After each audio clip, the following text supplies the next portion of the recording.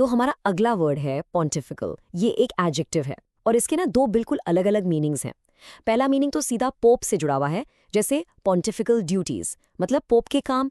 लेकिन इसका जो दूसरा मीनिंग है ना वो हम ज़्यादातर यूज़ करते हैं। ये यूज़ होता है किसी ऐसे इंसान के लिए जो बहुत ही एरोगेंट हो, घमंडी हो और ऐसे बात करे जैसे बस उसे ही सब कुछ पता है और बाकी सब गलत है। चलो इसके इस दूसरे वाले मीनिंग को ना एक एग्जाम्पल से आसानी से समझते हैं। सेंटेंस देखिए, his pontifical manner of speaking made everyone in the room feel small. इसका मतलब सिंपल सा है कि उसके बात करने का स्टाइल इतना ज्यादा घमंडी और कॉन्डिसेंडिंग था कि रूम में जितने भी लोग थे उन सबको बहुत छोटा फील हुआ। तो जब हम कहते हैं pontifical मैनर, इसका मतलब है ऐसा तरीका जिसमें आप दूसरों को नीचा दिखा रहे हो। ओके, एक और एग्जाम्पल देखते हैं, इससे और क्लियर हो जाएगा। The CEO delivered a pontifical speech about the company's future, ignoring all questions from the staff. अब यहाँ सोचें, CEO ने कंपनी के फ्यूचर के बारे में एक pontifical speech दी। मतलब क्या? मतलब उनकी स्पीच एकदम वन साइडेड थी, डॉगमैटिक थी। ऐसा लग रहा था जैसे बस उन्होंने जो बोल दिया वही पत्थर की लकीर है और उन्होंने स्टाफ के किसी भी सवाल को वैल्यू ही नहीं दी। समझ रहे हैं ना? तो अभी तक हमने एरोगेंट वाला मीनिंग देखा। अब आते हैं इसके पहले यानी लिटरल मीनिंग पर।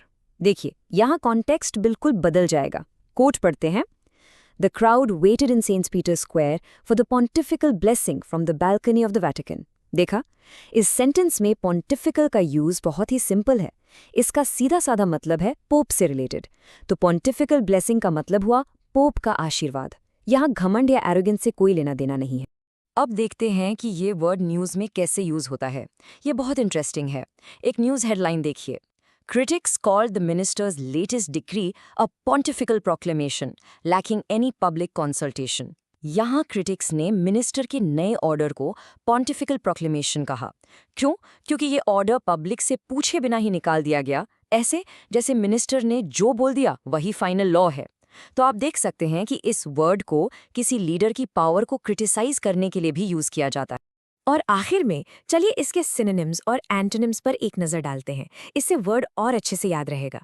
इसके सिनोनिम्स यानी इससे मिलते जुलते वर्ड्स हैं पॉम्पस, डोगमैटिक, एरोगेंट और प्रिटेंशियस।